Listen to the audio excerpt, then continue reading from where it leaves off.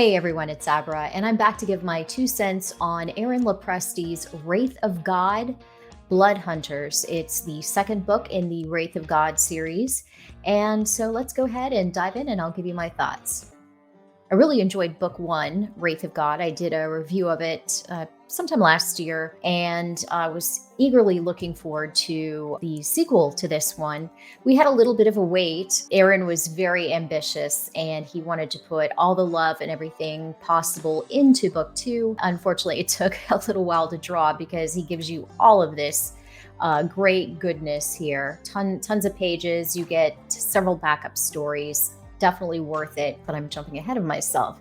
So let's go ahead and talk a little bit about Wraith of God. For those who might not be familiar, Wraith of God has to do with a man named Jacob. He's kind of a mysterious fellow, mysterious background. He ends up getting a vision from God. He's kind of at his wit's end because he's just been horribly disfigured. He's called to serve God and to use his particular skill set to hunt down evil and all the evil creatures. He's kind of a vigilante.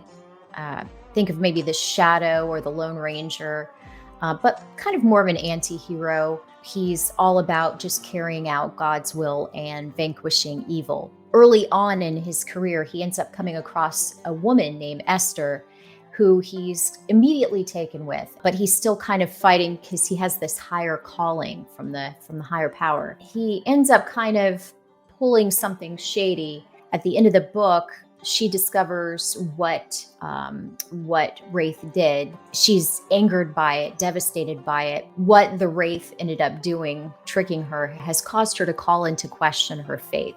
So when book two picks up, they're still trying to pick up the pieces from the fallout. Starts out right away with action, and the Wraith is getting this vision. And in the first book, he matched wits against werewolves. And this one, readers are treated to the Wraith going up against the evil Count and vampires, his brood of vampires here. So here he is, he's getting his vision from God and quickly tells Esther, okay, we have a mission here, load up the wagon, we're gonna get going. And now they have to head east to Tennessee, very small town that is getting smaller by the minute, unfortunately, thanks to the arrival of the Count and his evil servant here. Esther, she's kind of upset with Jacob the Wraith, and she's trying to figure out how to move forward from that. Then it bounces over here to Virginia, 1883. As you can see, the Count has just come over from Europe, and his little manservant there is helping him to get settled in off the ship and everything and get him into where he's safe, and then can begin his hunting and turning of victims. So anyway, the Count goes in, pretty much just starts decimating this town. While the Wraith and Esther are heading there, they end up having a run-in with one of the Count's brides. They have a nice back and forth. The action in this, Aaron is really good at laying out the action and everything in all the various panels. It flows very good. I like the banter that they have back and forth. There comes a point where Esther tries to ward off an attack by the bride, and Esther is unsuccessful with the cross. And come to find out that it's not just the holy relic itself, it's the faith behind it. And her faith in the Wraith and her faith in God have been shaken because of the events that happened in book one. They continue, the Count ends up finding out that one of his brides has been taken out. This is upsetting to him, of course. And so he tells his manservant, let's prepare. They're going to come to us, and then we'll go ahead and destroy them. This is what the story is pretty much about: the Wraith going after the Count and essentially trying to take out another evil. I really enjoyed this story. This is a complete story. It leaves it open, obviously, for more adventures in the future. But complete story for those who, don't want things left on a cliffhanger, where they get annoyed by that. You don't really have to worry about that with the books. They're all tied together. The stories kind of seem to lead into each other, but there is a conclusion, a satisfying conclusion at the end of the story. Aaron brought his A game yet again. The pacing was really good. The action scenes were a lot of fun. Like I said, the banter back and forth when the bad guys think that they have the upper hand, and the Wraith ends up turning the tables, and he has that kind of bravado. I like my characters to have that kind of punch back, so to speak. And he has that kind of stoicism. The relationship between Esther and the Wraith, they do kind of reach a little bit of an understanding. I'd like to see that touched more upon in the next book. I really don't have any complaints. That everything was top notch. Aaron knows what he's doing. He's been a veteran in the comic book world for years, so he's had lots of practice. And I know he's mentioned before he wanted to make sure that people really appreciated his writing, and I would say he has nothing to worry about there. He's really good at crafting a compelling story with characters that you really want to get to know more about. That was the one thing I kind of wanted more of. I wanted to see the story kind of touch more on that conflict that Esther and Jacob, aka the Wraith, were kind of dealing with.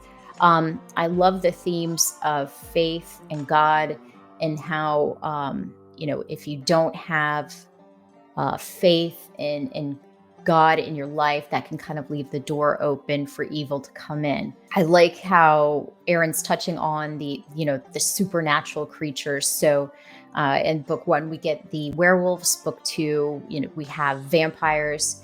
And so I'll be interested to see what book 3 brings. I hope to see more of the Wraith use his skills, his talents as an illusionist, more disguises. I really love that aspect of the character. Next one here is Fear Hollow. So I wonder if that'll be witches or something like that. The follow-up at the end of the book features a couple stories here. Nightclub, they're kind of Justice League-esque. You have some superheroes that have kind of banded together. There's this interesting kind of creature, elephant man type creature, that is somehow finds his way into our world. You get sculpture and metal. So the woman is made of stone, and she can have an effect and kind of turn things into stone, which is really interesting. And then you have Metal, who he kind of moves around almost like a Mr. Fantastic, like a liquid metal kind of thing. So think of Mr. Fantastic and the that Terminator in Terminator 2, that was the liquid metal and everything. They try to subdue the elephant guy. And then you kind of learn a little bit about his backstory, which I really liked. The next story after that was Garbage Man. And this one was really funny. I like it because has zombies in it. So you have Garbage Man there. He's just kind of trying to get some peace and reflect on things. And then all of a sudden this zombie just comes by, and he's like, what's up with this guy? He walks by, he doesn't pay attention to me, and look at me. And then he kind of follows to see what's going on, and turns out that this redneck guy, in order to try to help his garden grow, ends up getting some of this toxic waste. He has his family members kind of buried close to the house. The sludge gets into the water. The toxic chemicals reanimate his dead family members. The doofus redneck guy here, he thinks poor Garbage Man is a relative. It kind of deals with Garbage Man trying to do something with his reanimated relatives. A very quick story. Really enjoyed this one. The art in all of these, the art and coloring, is just very vibrant. It's fun, kind of jumps off the page. Going forward a little bit more, there's Kit Carter and her partner, her pal, Merv, the Astro Chimp. They work for a galactic federation. They're kind of a police force, and they're just quick one-page stories. They're so funny. I like how it's kind of the classic look. Everything about it was just hitting all the right points, all the check boxes for me. So there was one thing here that visually I just found just hilarious. This give you an idea of some of the humor here. You got her her boss here, and he's like, oh, you got this mission, blah, blah, blah, go here, take care of this guy.